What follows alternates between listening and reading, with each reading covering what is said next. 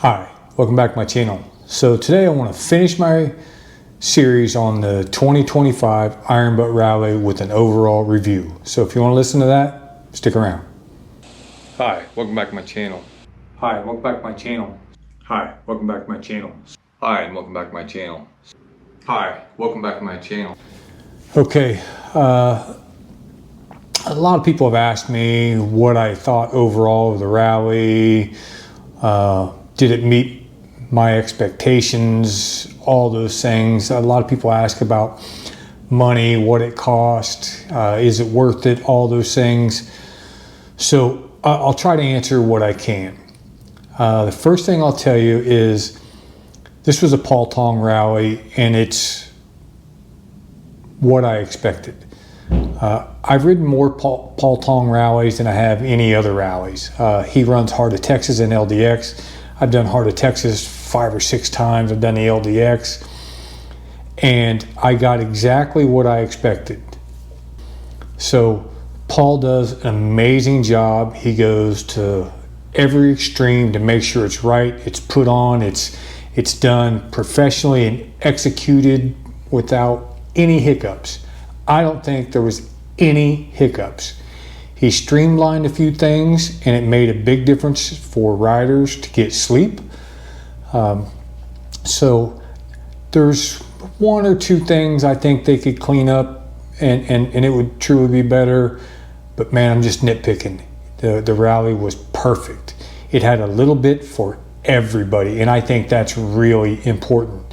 If you were really good at routing, you had options. If you were really bad at routing or new to routing, you had options there too. So I think the rally had a little bit for everybody. As far as expenses, man, it was cheaper than 2023.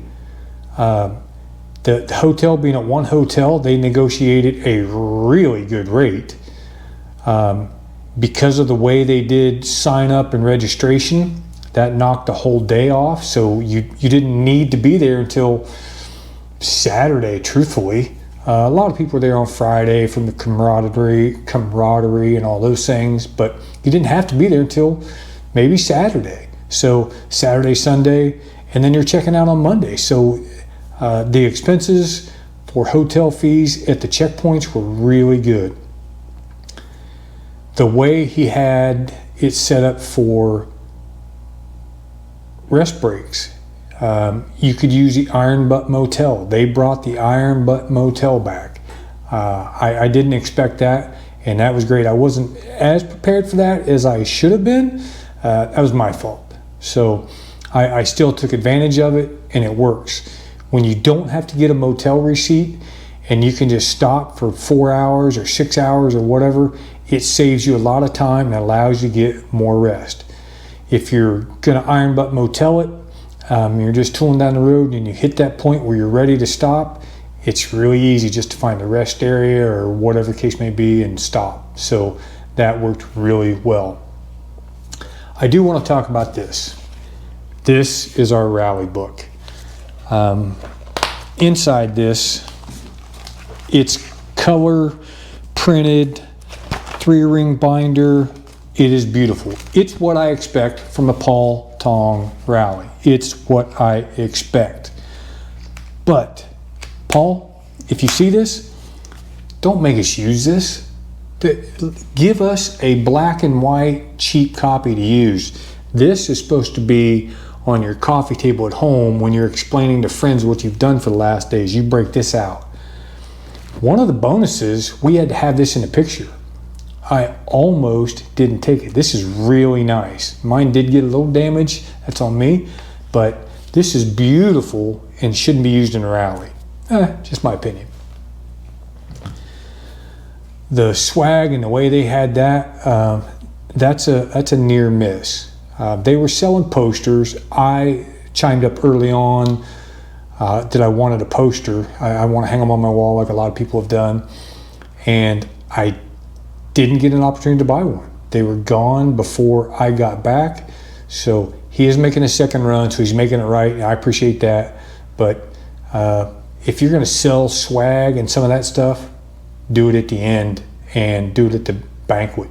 I realize you got a lot going on with the minimum amount of people, so you did what you could. I appreciate you doing the second run on the posters, so we're all good. The one hotel versus multiple hotels for checkpoints 1, 2, and 3, etc. I think for a rider, especially for someone like me that was doing maintenance, it helped. I could load everything in my car, and I'll show you a picture of what my van looked like. So I had stuff all over the place, and more than willing to help anyone. I'm going to service my bike. I know some people don't. I'm going to service my bike, maybe change a tire, whatever the case may be, but I'm going to do that. So being set up this way made a difference, and it really worked well for me. As it comes to money, we had a really good negotiated rate for the hotel. So I was there early because I needed to work on Friday and Saturday. But if you got there Saturday, you had Saturday night and Sunday night. And then you had checkpoint 1, checkpoint 2, and we'll call it 2 days at the finish. So you had 7 days in that hotel, and they were cheap. It was under $100 for a night. So that was cheap. And then during the rally, you didn't have to get a hotel. You could stay anywhere you wanted. So my costs were down substantially from that. Entry fee was the same as it was in 23, and that was $2,500. And I've got no problem with that. Again, you're paying for first class. You're paying to have access to Paul Tong and his staff for 11 days, 24 hours a day. They ask that you don't call them between like 8 and 6, but if you have an emergency, you need something, they're there. So wake the big guy up if you had to. Your fuel, that's on you. I don't know what bike you ride and all those things, but if you just figure 11,000 miles divided by whatever your fuel gets, you can figure it out.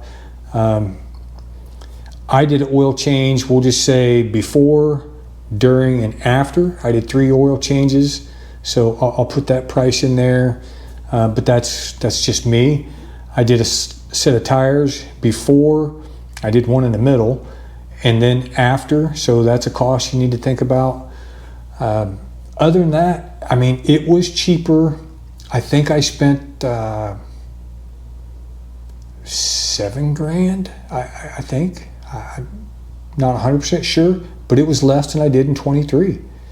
And that's all because of the way they had it laid out and prices that they negotiated.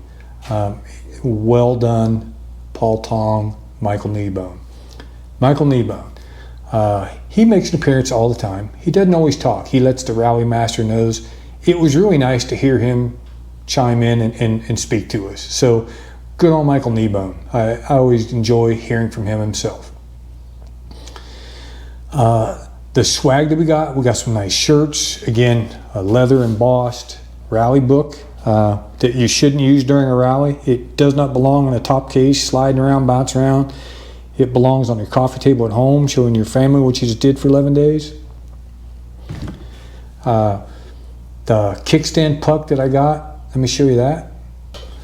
So this is a kickstand puck that was handmade for everyone. I hope you can see it well enough.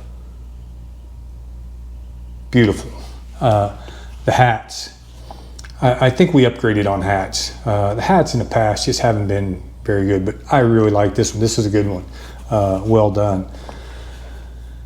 At the finish, as I mentioned earlier, they were selling posters and they sold swag from other rallies. Again, I thought that was really cool.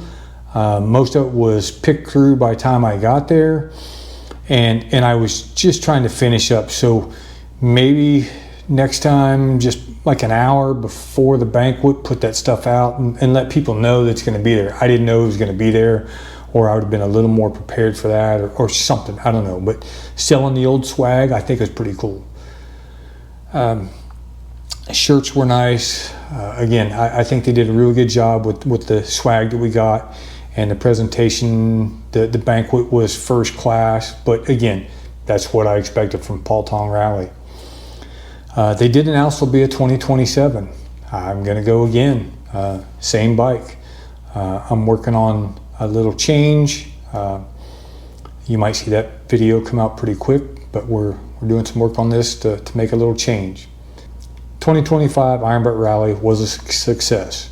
Paul Tong did an amazing job, and I want to thank him and his staff, Nancy, Tara, Jeff Konachek, Toby and Lisa Stevens. Thank you for all that you did. Toby takes amazing pictures. So again, everyone, I appreciate you watching. Thanks. Have a great day.